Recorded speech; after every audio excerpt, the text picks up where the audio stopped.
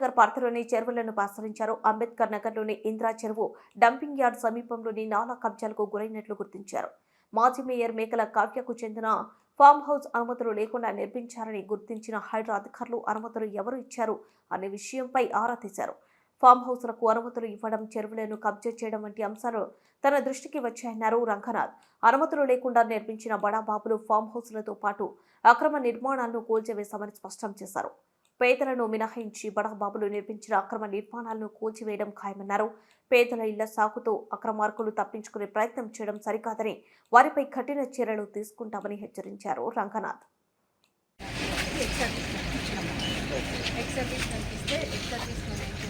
Third పార్టీకి NOC రాకపోతే వీళ్ళకు నోటరీ ద్వారా మనం ఇచ్చాము, అలాట్ చేసాము. Service 5 acres. అది అతను ఎన్ఓసీ తీసుకోవాలి అమ్మడానికి ముందు.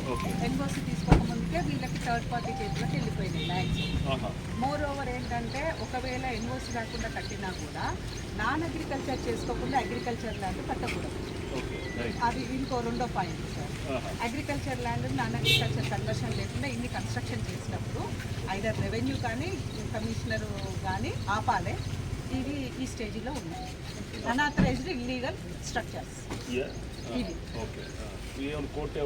కోర్టు కేసు ఉన్నది సార్. ఒక డిస్పోజ్ అయింది, కమిషనర్ పార్టీ వేసిన దాంట్లో డిస్పోజ్ అయింది. బట్ వాళ్ళకు మాత్రము మధ్యలో వీళ్ళు ఎవరైతే సెల్ ట్రాన్సాక్షన్ ఉందో హౌస్ నెంబర్స్ కూడా అలాట్ అయినట్టుగా ఉంది ఆన్లైన్లో.